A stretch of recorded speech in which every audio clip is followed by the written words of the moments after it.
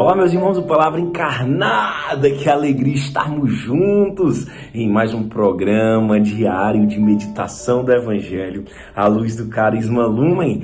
Que alegria ter você, que alegria o dom da sua vida nesta segunda, bênção, dia maravilhoso, o início da semana mesmo, é claro, no domingo, né, o primeiro dia da semana, mas aí na sociedade civil, a segunda-feira com seus desafios. Então, que alegria ter você neste dia 5 de junho, para que possamos então, hoje, somente hoje, como diz Santa Teresinha, né, somente hoje amar Jesus, somente hoje experimentar desse amor, somente hoje não pecar e buscar a santidade. Vai ser difícil, mas a gente não está sozinho, a gente está junto e o Espírito de Deus, ele vem nos abençoar.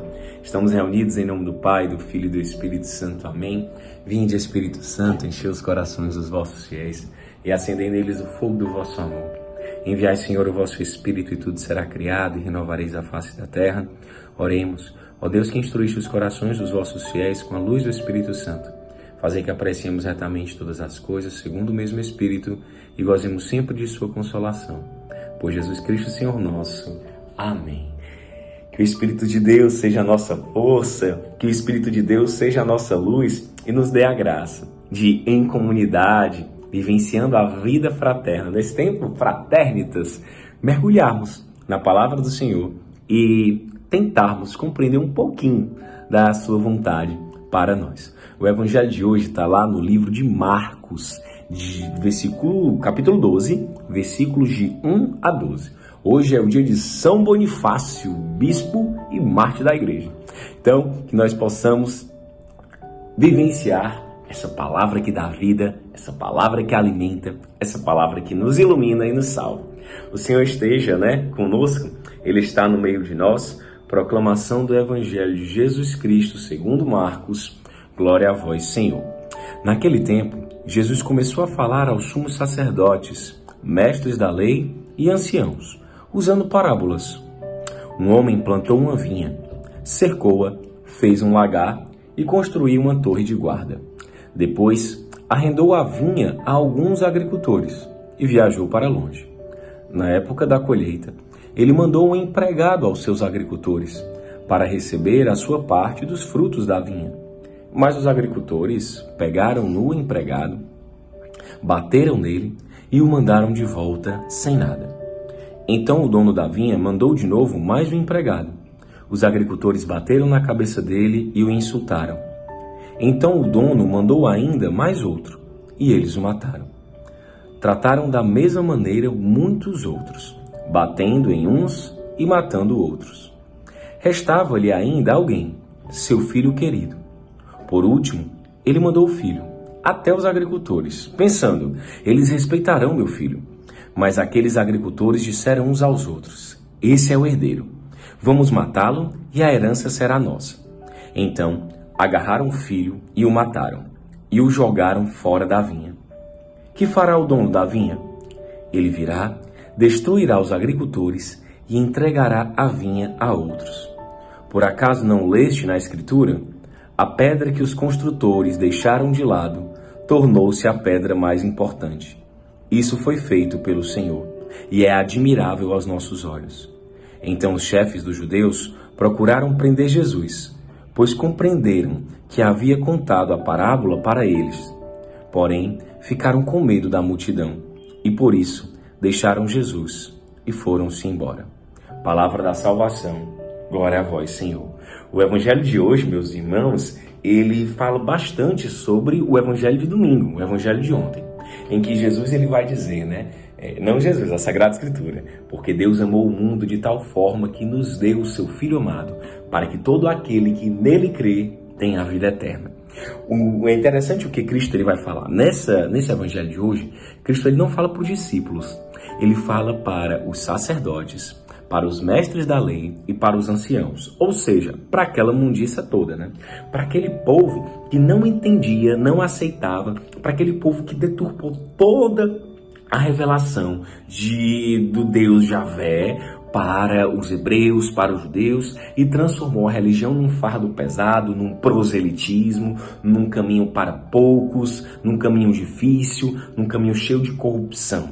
Então Cristo ele fala para esses caras, para os poderosos, para os importantes, para aqueles ditos santos da época, e ele vai falar por meio de parábolas. Olha a sabedoria. E a parábola é justamente a relação do anúncio do reino na história de salvação do povo. Quando Cristo fala que um homem, ele plantou uma vinha, cercou, fez um lagar, ou seja, uma proteção, construiu uma torre de guarda e arrendou essa vinha para agricultores e foi embora. Olha, o que era lógico do contrato? Se ele teve todo esse trabalho, alguém trabalha naquela terra, quando tiver a colheita, vai dar uma parte para o dono da vinha. Cristo, ele vem nos lembrar que nesse fazer é o Deus Pai criando o mundo.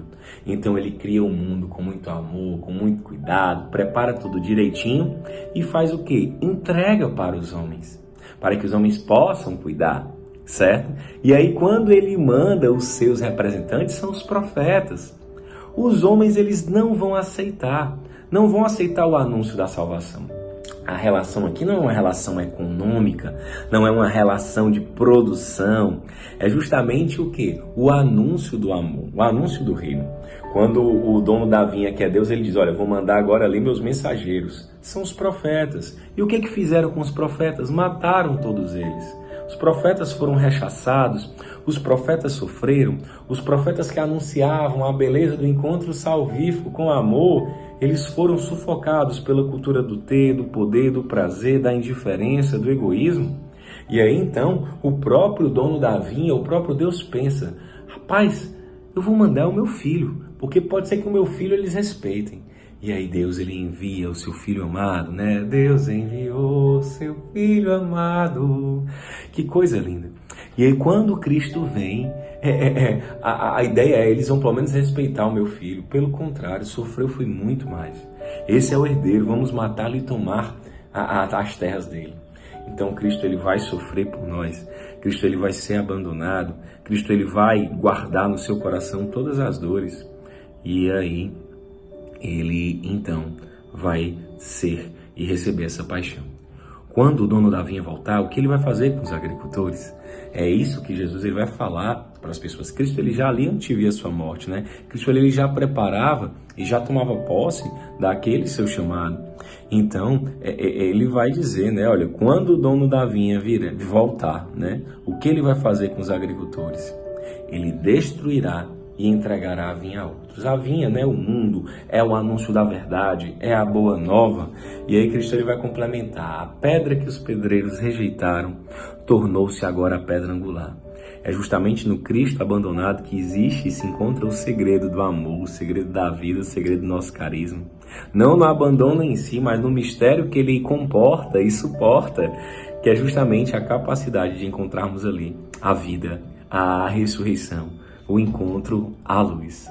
Então, os chefes, eles não vão entender aquilo, as autoridades não vão entender aquilo, vão tentar matar Jesus na hora ali, prender, mas tinham medo da multidão, porque é impossível deter esse amor, é impossível não se contagiar com essa verdade, é impossível não escutar, não tocar e ser apaixonado e ser transformado. Hoje o Senhor ele vem nos lembrar desta responsabilidade. Existe uma vinha, existe um mundo, existe um carisma, existe uma boa nova a ser anunciada. Que nós possamos ir, justamente de encontro a essa realidade da indiferença e anunciarmos esse amor, não por medo do dono da vinha, mas porque é uma necessidade do nosso coração permanecer nesse amor, anunciar esse amor. A pedra que os pedreiros rejeitaram tornou-se agora a pedra angular e de repente tudo faz sentido. Quando Cristo está no centro, quando Cristo abandonado, a fonte do carisma ali, ele nos dá essa graça de experimentarmos a ressurreição. Tudo passa a ser mais lindo, tudo passa a ter mais sabor, tudo passa a fazer mais sentido. A pedra agora é angular. Que o carisma, então, manifestado no meio de nós, seja essa pedra angular essa pedra que une as nossas arestas e nos faz permanecer nesse amor e vivermos a verdadeira alegria. Que Maria nos ajude, então. Ave Maria, cheia de graça, o Senhor é convosco. Bendita sois vós entre as mulheres, bendito é o fruto do vosso ventre, Jesus. Santa Maria, Mãe de Deus, rogai por nós, pecadores, agora e na hora de nossa morte. Amém. Chegamos à missão do Pai, do Filho e do Espírito Santo. Amém. O amor é nossa meta, Cristo é nossa luz.